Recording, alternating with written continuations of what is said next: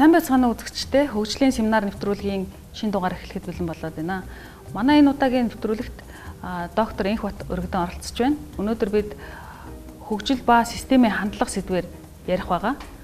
За санхүү эдийн засгийн дээд сургуулийн магистрийн ангийн оюутнууд Энхбат доктороос хөгжлийн тухай асуухаар хүрэлцэн ирсэн байна. Юуны өмнө бидний урилгыг хүлээн авч хүрэлцэн ирсэн танд талархаж байгаагаа илэрхийлье. Таны яриа эхлэхээс өмнө ер нь бол тодруулах нэг асуулт байна л да. Та бол одоо системийн судлаач хүн. Тэгэхээр ер нь энэ талаасаач байд юм уу? Таны ер нь бодож байгаагаар хөгжил гэж юу хэлдэг юм бэ? Одоо эдийн засгийн хөгжлийг тухайлах юм бол ямар одоо хэмжүүрээр хэмжих ёстой юм бол? Ер нь хөгжил гэдгийг олон янзаар тодорхойлж болно. За мэдээж мэрэгжил болгон шинжлэх ухаан болгон өөр өнцгөөс тайлбарладаг. Яагаад гэвэл эцсийст амьдрал бол өөрөө ганцхан талаас нь тайлбарлахад их төвөгтэй шүү дээ. Гэхдээ хэрвээ хөгжлийг яг өнөөдрийн нийгэмд ойлгодог хэлбэрээр нь тайлбарлавал энэ хүмүүсийн амжиргаатай холбож ярьж байгаа шүү дээ. Тэгэхээр хүмүүсийн одоо дэлхийн олон орнуудад бол хүмүүсийн амьдралын чанарын тухай их ярьдаг. Өөрөөр хэлбэл хүн бол зөвхөн их мөнгөтэй байх төдийгүй эрүүл байх хэрэгтэй, эрүүл агаараар амьсгалах хэрэгтэй, хоол унд нь эрүүл байх хэрэгтэй, за гудамж талбайн цэвэрхэн байх хэрэгтэй гэх. Тэгэхээр ер нь дэлхийд даяар бол хөгжлийг бол ингээ багц үзүүлэлтүүдээр харуулдаг л да. Тэгэхээр би бол товчоор хөгжил юу гэж хэлэх вэ гэвэл ерөөс улс орны хөгжил бол уялдаатай, урт хугацаанд тэгээд тодорхой хүмүүсийн амьдралыг дээшлүүлсэн өгөөжтэй ийм цаг хугацааны дагуу өөрийнхөө байгалийн органик хуулиар явахыг хөгжил гэдэг юм байна. Хэрвээ систем бол өөрөө одоо бид нар системийн тухай ярина. Зохиомлоор ямар нэгэн одоо өсөлтийг үүсгэж болно. За жишээлбэл Монголд бол гинтхэн уул уурхай хөгжиж болно. Гэхдээ энэ өсөлт нь эдийн засгийнхаа болон нийгмийн бусад хэсгүүдэд сөргөөр нөлөөлж байвал энийг хөгжил гэж хэлэхэд хэцүү шүү дээ. Тийм учраас хөгжлийг бол дэлхийн олон орнуудад бол ялангуяа сүүлийн үеийн концепцууд бол тогтвортой, даацтай хөгжлийн тухай яриад байгаа шүү дээ. Тэр үл юу гэсэн үг вэ? Иж бүрнээр нь хооронд нь уялдаа шүтэлтэйгээр тэгээд иргэдийнхээ амьдралыг дээшлүүлэх замаар явахыг л улс орны хөгжил гэдэг байна шүү дээ. Дангаас сүрэнгийн Энхбат 1975-аас 1980 онд Зөвлөлт холбоот улсын Уралын политехникийн дээд сургуулийг автомат хяналтын системийн инженер мэргэжлэр төгссөн. 1984-өөс 1988 онд Москвагийн Гангийн их сургуульд компьютер ухааны докторийн зэрэг хамгаалсан. 1989-өөс 1991 онд микропроцессорын технологийн олон улсын лабораторийн захирал. 1991-ээс 1992 онд шинжлэх ухаан технологийн улсын хорооны дэд ерөнхийлөгч. 1992-оос 1993 онд үндэсний хөгжлийн яамны дэд сайд. 1993-аас 1994 онд үндэсний информатикийн төвийн захирал. 1995-аас 2007 онд Datacom компанийн захирал. 2008-аас 2012 онд улсын их хурлын гишүүн. 2009 оноос Монголын шинэ бодлогын институтын ерөнхийлөгч, Нэг Монгол төслийн удирдагч. Өнөөдөр би системийн сэтгэлгээний тухай ярих гэсэн юм. Системийн сэтгэлгээ гэж юу юм? Системийн сэтгэлгээний нүдээр Монгол улсын хөгжил, ер нь хөгжлийг яаж ойлгож болох юм? Энэ системийн сэтгэлгээг ер нь зөвхөн хөгжил төдийгүй бусад салбаруудад яаж хэрэгэлдэг юм бэ гэсэн. Системийн сэтгэлгээ гэдэг нь үнэн чанартай бүх зүйлийг бүхлээр нь уялдаа холбоотой нь харахыг л хэлж байгаа. Өөрөөр хэлбэл бид нар Монгол улсын уул уурхайг харахтаа хэрвээ системийн сэтгэлгээгээр харна гэвэл байгаль орчин яах юм? Боловсон хүчин яах юм? Мөнгө төгрөг нь яах юм? Магадгүй бүр томоор харна гэвэл дэлхийн улс орнуудын геополитик нь яах юм? Ингээд төвшөнд нь уялдаа холбоог нь харж сэтгэхийг хэлж байгаа. Тэгээд түүнийга шинжлэх ухааны аргуудаар ингээд судлахыг гурван зүйлийг л эхэлж харах хэрэгтэй. Нэгдүгээрт нь систем бол дотроо элементүүдтэй байна. Өөрөөр хэлбэл эд ангиудтай. Хоёрдугаарх нь системийн эд ангиуд нь хоорондоо шүтэлцээ уялдаа холбоотой байна. Гуравдугаарх нь энэ бүгд нийлээд ямар нэгэн үүрэг зорилготой функцтэй байна. Ингээ хэсэгчлээд ойлгож болох нь шүү дээ. Элементүүд байх юм байна. хоорондын харилцаанууд заавал байх хэрэгтэй юм байна. Тэгээд энэ бүгд нийлээд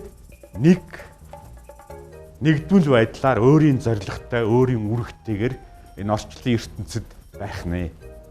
За тэгвэл систем маань өөрөө байгалийн систем байж болно. Жишээлбэл манай дэлхий байж болно. Энэ бол жишээл амьтны аймаг, энэ бол ургамал. За энэ бол одоо юу ч байдیں۔ Уул ус. Эдгээр бүгд хоорондоо уялдаа холбоотой. За хамгийн энгийн систем гэхэд бид нар өөрсдөө байгаа байхгүй. Бидний чинь бол хоол боловсруулах системийг аваад үзэхэд шүд байна. За шүлс байна. Хотоодны шүүс. Тэгээ хоолой, худаа, үдүү нарийн гэдэс. Ингээд эн чинь өөрөө хоол боловсруулах. Тэгээ би хэсгүүдийг нэрчилсэн шүү дээ. Энэ бүгд хоорондоо жишээ нь хоол боловсруулах эрхтнийг авч үзвэл бүгд хоорондоо уялдаатайгаар эцсийцэд хүний амьдралыг хангахаар одоо юу гэдэг витаминаар нь төрөл бүрийн бодисоор нь хангах үүрэгтэй байна шүү дээ хоол боловсруулах. За абстракт систем байна. Одоо өөрөөр хэлбэл нүдэнд харагдахгүй нийгмийн систем байна. За та бүгдийн сайн мэддэг санхүүгийн систем байна. Одоо банкуд байна. За хэрэглэгч нар байна, хоримтлал байна. Тэгэд мөнгийг төрөл бүрээр санхүүгийн гүйлгээ хийдэг байгууллагууд байна. Компаниуд байна. Ингээд санхүүгийн систем байж болно. Та системээ өөрийнхөө хэрэгцээнд тааруулж одоо томьёолох нь шүү дээ. Миний системийн элементүүд нь юу юм? Ямар уялдаа холбоо байгаа юм? Ямар нэгдмэл үйл ажиллагаатай байгаа юм?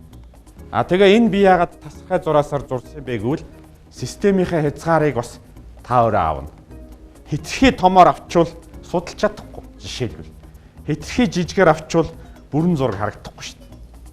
За үүнийг бол шинжлэх ухааныхын нэр томьёогоор нарийн тайлбарласны оронд энгийн утгаар тайлбарлавал илүү ойлгомжтой. За ингээд систем дотор маш өвөрмөц өөрийн чанаруудтай байна. За хамгийн энгийн чанар систем бол энэ элементүүдийнхаа нийлбэр бол огт биш. Энэ систем бол өөрөө аль ч элементтэй байхгүй чанарыг агуулдаг. За жишээлбэл үг байна. Үг бол яг үсгнүүд биш шүү дээ. Үсэг болгонд утга байдаггүй. Нийлүүлэхлээр үг үүсдэг шал өөр утгатай. 3 сая хүн бол хэрвээ зүгээр байж ивэл улс биш. 3 сая хүн нийлээд Монгол улс чинь нэг хүндээ байхгүй өөрийн шинж чанаруудтай. Тэгэхээр систем бол хоорондоо ийм шинж чанарыг бол агуулна.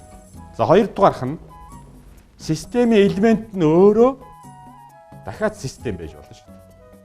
Системийн зорилго бол хийж байгаа үйлдэлээс нь хамаардаг. Түүнээс биш ярьж байгаагаар нь биш. Бид нар системийн шинжлэх ухаан биш хоёрын нэг том ялгааг хэлье. Улс төрийн нам өөрийнхөө зорилгыг сонин хэвлэлээр радиогаар юу ч ярьж болно. Гэтэл системийн сэтгэлгээгээр ингээ анализ хийгээд үзэхэд ярьж байгаа зүйл, хийж байгаа зүйл хоёр нь шал хоёр өөр байж болно. Тэгэхээр системийн сэтгэлгээг хэрэглэх хамгийн ихний хэрэглээ ихтэл жишээлбэл үнэхээр энэ системийн бүтэц үйл ажиллагаа өдөр тутмынх нь функц нь тэр зорилготойгоо нийцэж байгаа мó гэж асуулт байхгүй. Тэгэхээр дараагийн асуулт гарч ирнэ. Энэ системийн зорилго нь бол жишээлбэл компани ашгийг нэмэгдүүлнэ гэдэг байгаа. Гэтэл түүний доторх дэд системийн зорилго нь энэтэйгээ тарахгүй байж болно шүү дээ. Компани ашгаа нэмэгдүүлнэ гэж зорилгоо тавьсан. Дэд системийн шал өөр зорилготой.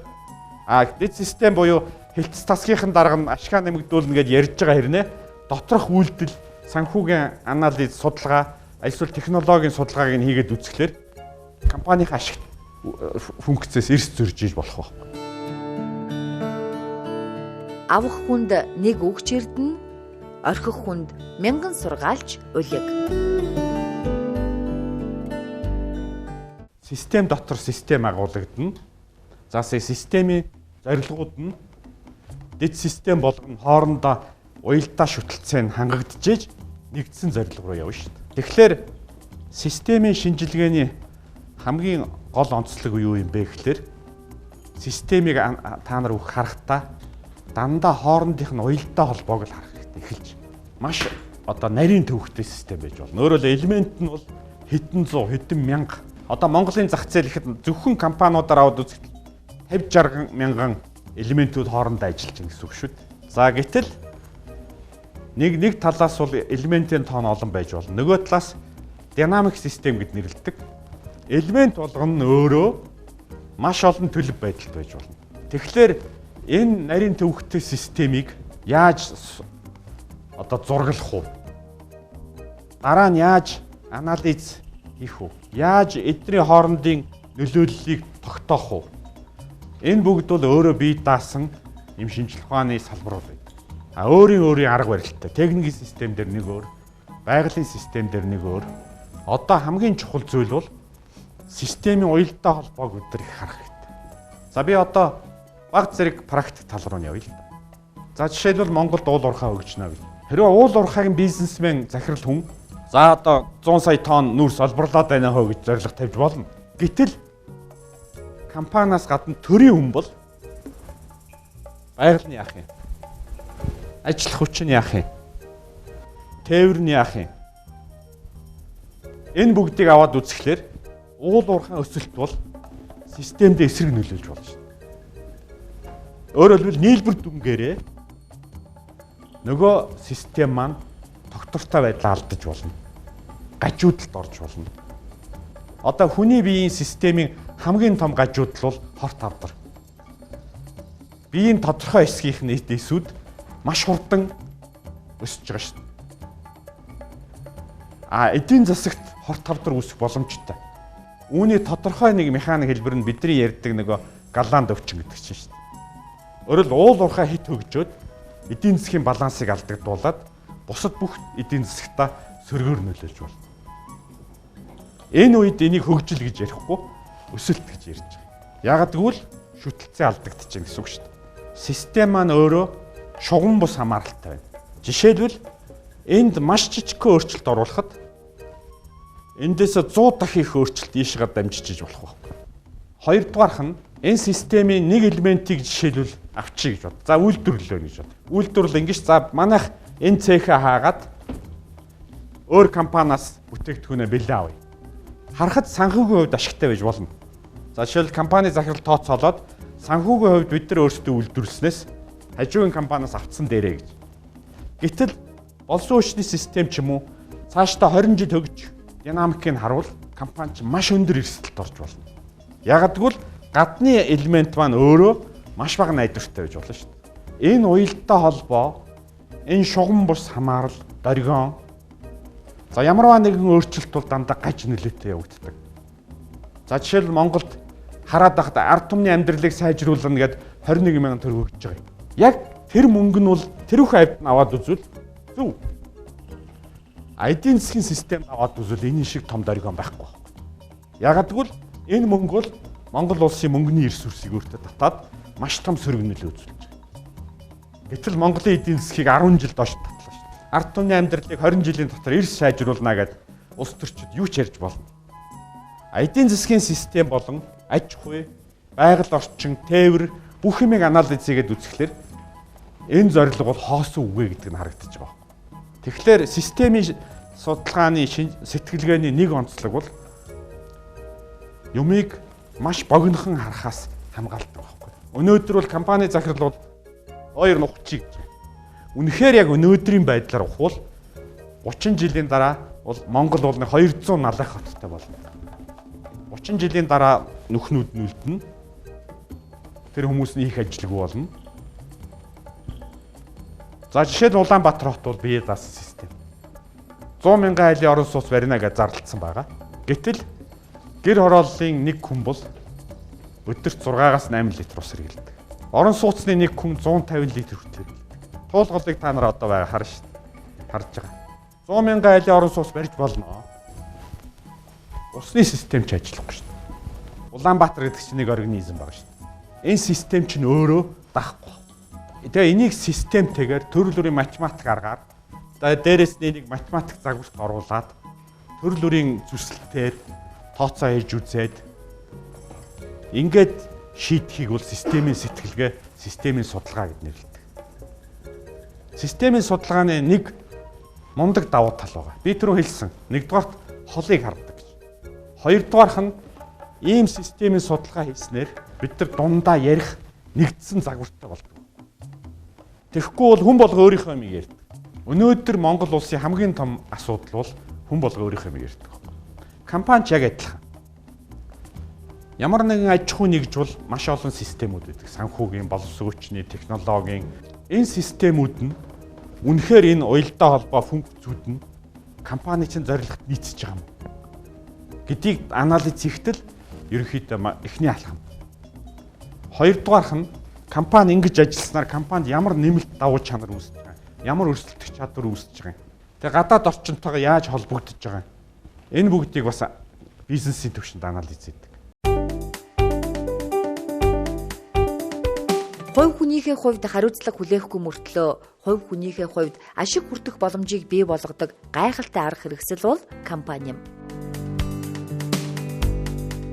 Ямарваа нэгэн систем бол гадна талаас нь ор хурцгал гэж байдаг. Одоо жишээлбэл. Өөрөө бас орчин тойрондоо нөлөөлөх гар хурцгал гэж байдаг. За дээрэс нь систем бол өөрөө дотор талдаа төрөл бүрийн нөөцүүд байдаг. Жишээлбэл мөнгөний урсгал нь ор хурцгал нь гар хурцглаас их бол энэ нөөц бол өсөд нь шүү дээ. Эсрэг бол энэ нөөц бол багасаад байна тийм. За дээрэс нь энэ бүх системийн хоорондын холбоонууд бол үндсэндээ шинжлэх ухааны хэлээр бол хоёр холбоо байдаг. Одоо жишээлбэл энийг бол ингэ тэмдэглэдэг юм л да. Ингээд системд орно, гарна, ингээд буцаад буцах холбоо. Холбоо бол нэг нь тогтворжуулагч холбоо гэж байна. Жишээлбэл хүн өлснө, бие муудна, тэнгуут хоол идэнэ, буцаад бие чинь тогтворжно. Энэ бол тогтворжуулах холбоо. Зах зээлд мөнгөний ханш өслөө гэж байна.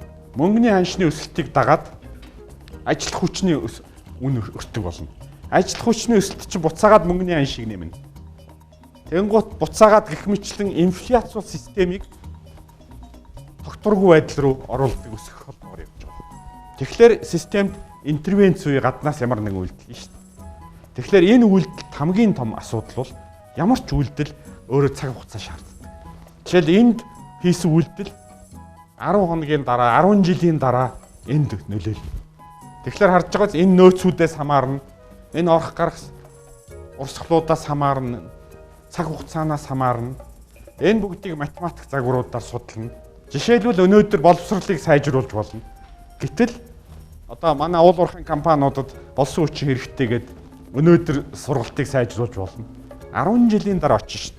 Тэгэхээр өнөөдөр жишээл Монголын болсон хүчний бодлого, мөнгө санхүүгийн бодлого, байгаль орчны бодлого, бизнесийн бодлогууд хоорондоо энэ цаг хугацааны өөрчлөлт болон энэ нөлөөллүүдийг яаж тооцож байгаа юм.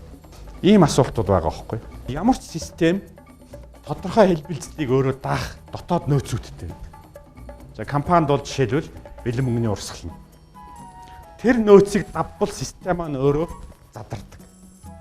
Жишээлбэл ямар ч систем өөрийнхөө үйл ажиллагааг засаж тохируулах, өөрөө суралцах боломжтой байдаг. Хүн бол алдаад явдагтай адилхан, сураад явдагтай адилхан. Компани бол зах зээлээс сураад явдаг. Тэгээ энэ холбоонууд алдагдах дээр нэг аюултай зэг нь тодорхой зэгт очиод систем маань задардаг. Өөрөөр хэлбэл энэ бол систем биш болдог. Жишээл хүн бол жишээл үхээд хүн үхлээ. Хүний бүх хөл гар энэ бол хүн биш шүү дээ. Энд чинь ингээд задарч. Компани бол жишээлбэл санхүүгийн систем нь эвдрээд тэгээд дампуурч байгаа байхгүй. Тэгэхээр систем бол өөрөө тодорхой хязгааруудад ажиллах өөрийн нөөцтэй.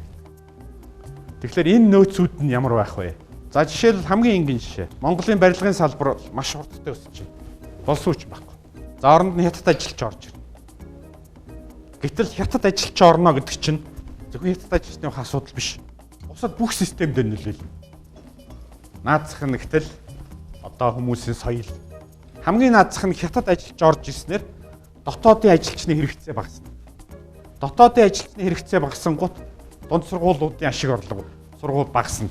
Тэгэхэд харахад барилгын компаниуд асуудлаа шийдэж байгаа юм шиг боловч эдийн засгийн бус салбаруудад унж байгаа.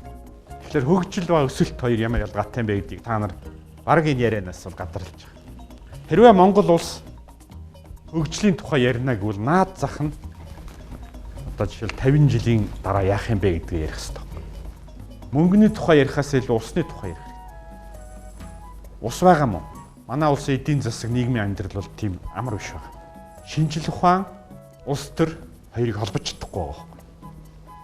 Энэ бол системийн сэтгэлгээ бол шинжлэх ухаан, улс төр хоёрыг холбодог маш том салбар л да. Ягаад гэвэл шийдвэр гаргах процессыг өөрчилсөн юм шинжлэх ухааны арга байхгүй.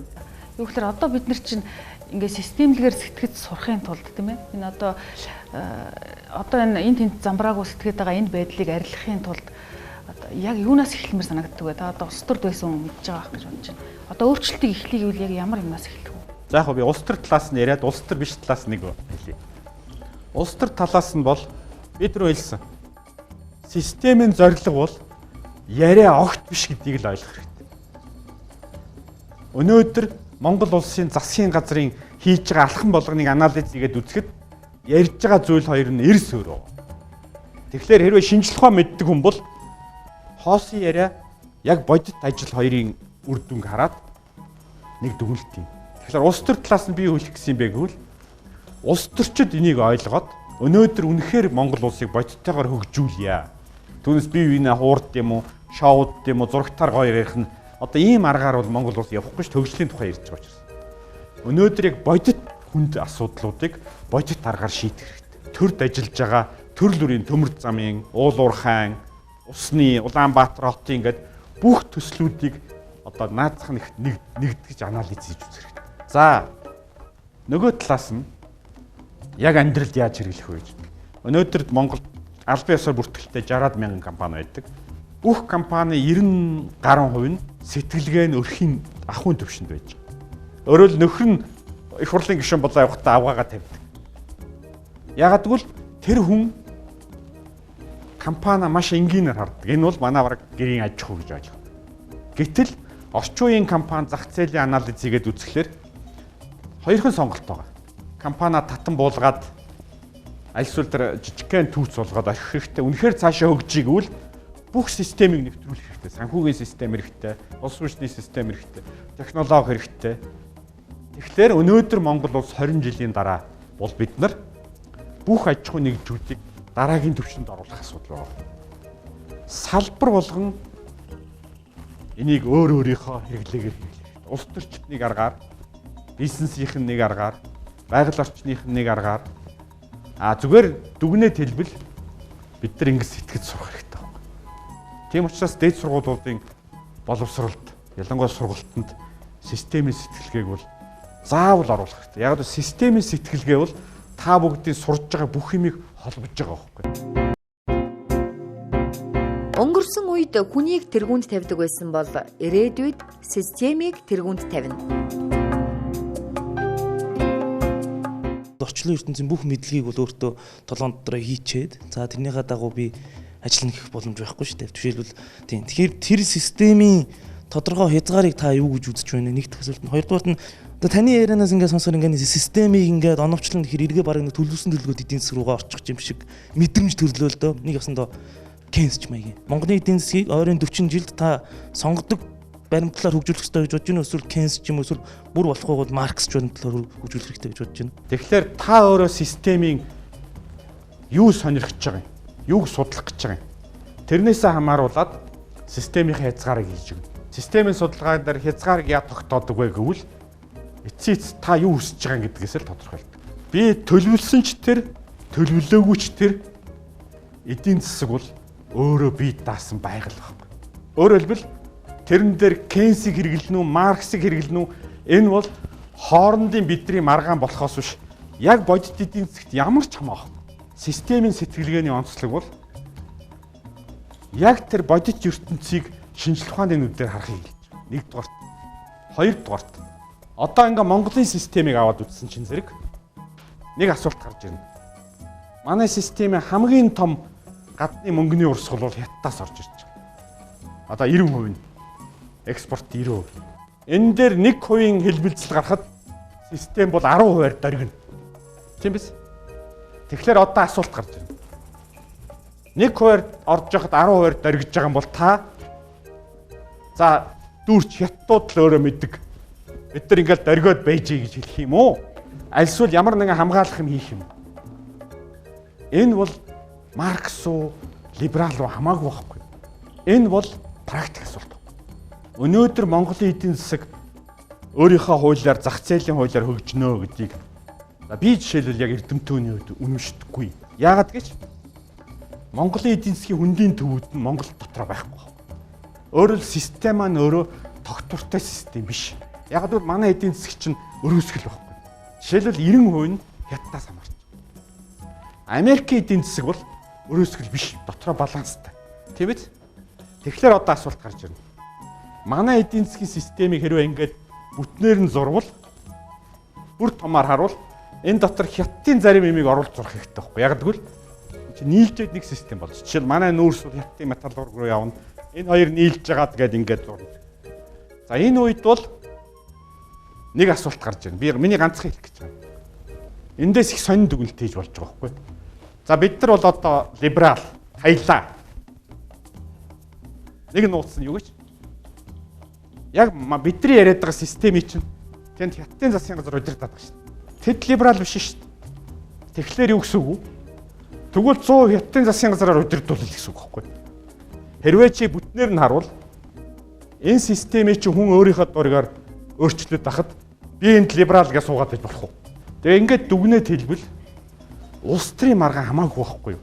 Үнэхээр лекц уншиж байгаа хоёр профессор маргаж болно. За би либерал, би социал демократ. Амьдрал бол тэр 10 профессор маргано, хоёулаа маргано өөрийн тоглоомор явж байна.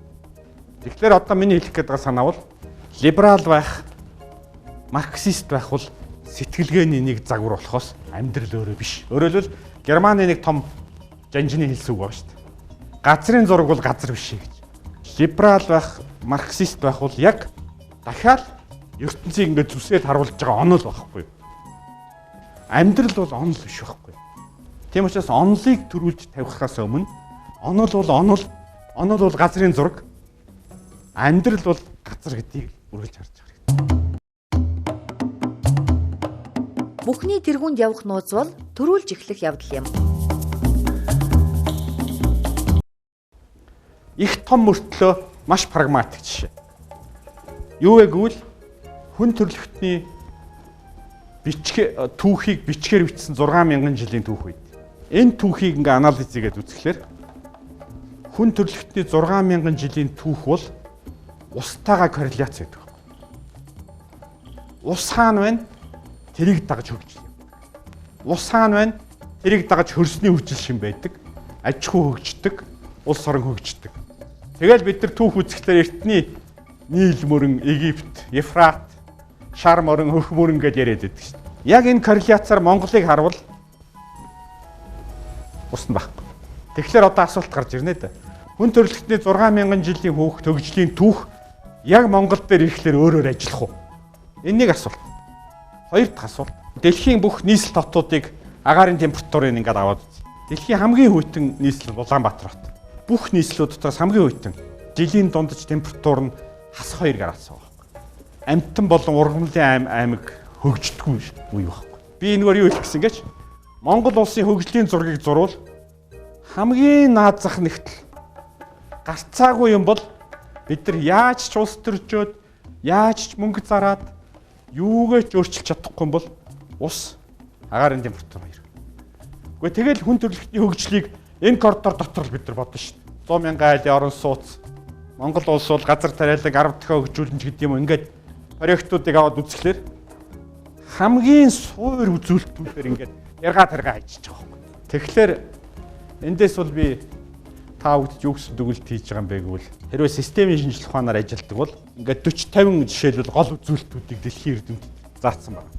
Түүн дотор нэгэнд нь усны үзүүлэлт байж байгаа. Тэгээ энийг шинжилгээ ухаан гэж нэрлэж байгаа байхгүй. 1 тонн металлыг хайлуулахын тулд жишээл 100 тонн ус хэрэглэнэ гэдэг. Энэ хоёрыг чинь тавиал үзүүлэлт зэрэг сайн шандад металл хайлуулж болох уу гэдэг л асуулт гараад ирж байна. Гэтэл сайн шандад металл хайлуулна гэдэг програм байгаа шүү дээ. Юуг алдаж байж олж авснаар нь амжилтаа хэмж. Бидний ярьдаг загвар бол буруу гэдэг нь харагдаад эхэлж байгаа. Ягаад гэвэл би ганцхан жишээ хэлье. Монголчууд өөрсдөө зээл аваад төмөр зам барь. Тэр бол хятадууд бол санаа зовох юм байхгүй шүү дээ. Өөрөөр хэлбэл хятад улс нүүрстэй болохын тулд бид нар зээл авч мөнгө тавьж. Нүүрс нь бидний биш шүү дээ. Хятад нүүрстэй болохын тулд бид нар 3 тэрбум доллараар зам тавьж байгаа. Гэтэл эрсдэл бол 100% Монголын талд. Хятад авахгүй гэж болно шүү дээ. Тэгэхээр асуулт гарч ирж байгаа. Эдийн засгийн загвар. Эрсдлээ бид нар багасгахын тулд яах вэ? Хятадын хөрөнгө оруулалт хийх хэрэгтэй. Тэгжээж шатвал та нар шат. Яг л нүүрс нь та нарын барив. Гэтэл өнөөдөр манай улс төрийн нөхцөл байдал юу гэхээр бид эх оронч гадныханд хэлгэхгүй бид өөрөө хариуцсан гэж байна шүү дээ. Яг энэ сэтгэлгээ чинь эдийн засгийн динамиктэй зөрөөд байгаа байхгүй. Өөрсдөө хийнэ гэдэг чинь эрсдлээ өөрсдөө үүрнэ гэсэн үг үстэй. Ганцхан нөгөө талд нь хүнд бүх юм алдна гэж хэлээгүй. Одоо энэ дээр хамгийн чухал юм бол эрсдлийг тэдрээр үүрнэ. Гэхдээ ашиг бид нар авна. Тим системийг бид нар бодож олох хэрэгтэй. Уул уурхай дээр оруулсан мөнгийг буцаагаад уул уурхайд нь оруулвал жинхэнэ нөгөө горгонч үүсдэг байхгүй. Өөрөөр хэлбэл бид нар буцаагаад оруулж байгаа байхгүй юу? Нүүрсээ зарна. Гэхдээ мөнгөө төрүүлж аваад уул уурхай зориулсан төмөр зам бариад, уул уурхай зориулсан үйлдвэр бариад систем тогтворгүй байдалд орох холбоо үүсэж байна. Тэгэхээр одоо би эндээс ямар жишээ хэлэх гэсэн гэвэл өнөөдрийн улс төрийн сэтгэлгээ яг нийгэм бизнесийн эдийн засгийн сэтгэлгээ хоёр эрс зөрж байгаа. Би бол жишээлбэл ийм загварыг монголчууд бодож үзээсэй гэж боддог. Та нар өөрсдөө нүүрсээ төмөр замаа тавиад цахилгаанаа тавиад ав. Зогсвол та нарын хойш. Харин над мөнгө л гэж. Би мөнгө аваад боловсролтоо шинжлэх ухаандаа бүх юмд орно. Ганцхан худалдаа авахчтай ямар эрсдэлтэй. Тэр үед тэр эрсдлээ тэр худалдаа авж байгаа хүндээ л тохих хэрэгтэй. Тэгэхээр Африкийн орнуудын туршлага бол Монголд юу харуулдаг вэ гэвэл байгалийн баялагтай харьцангуй одоо хөгжил сул дорой орнууд дэлхийн зах зээл дээр ямар загвараар ажиллах хэрэгтэй юм бэ? Улс төрийн систем нь ямар үед хор болдгийг? Нийгмийнх нь ядуурлал нь ямар үед хор болдгийг? Дайн байлдаан болвол ямар үед хор болдгийг гэдэг лаборатори байна шүү дээ. Тэнд чи одоо 100 жил ажилласан лаборатори байна шүү дээ. Тийм учраас хөгжлийн онолыг бол маш олон орны жишээн дээр үзэж болдог. Ялангуяа гадаад орнуудын хөгжлийн загваруудыг судлах бол маш чухал. Яагаад гэвэл онол биш, яг болцсон юм байна. За баярлалаа. Бидэнд маш сонирхолтой лекц уншиж өгсөн танд баярлалаа. Тэгэхээр өнөөдөр үнэхээр би өөрөө бол компани засаглалын хичээл ордог. Тэгэхээр миний хичээл бол ерөнхийдөө бас ер нь систем, компани системийн тухай их яригддаг. Гэхдээ ер нь яг системийн талаас нь илүү харж хичээлээ заах хэрэгтэй байна гэдгийг маш сайн ойлгож авлаа. Тэгэхээр манай оюутнууд ч гэсэн их сонирхолтой байсан байх гэж бодож байна. За бидний урилгыг хүлээн авч ийм сонирхолтой лекц уншиж өгсөн танд талархаж байна. За баярлалаа.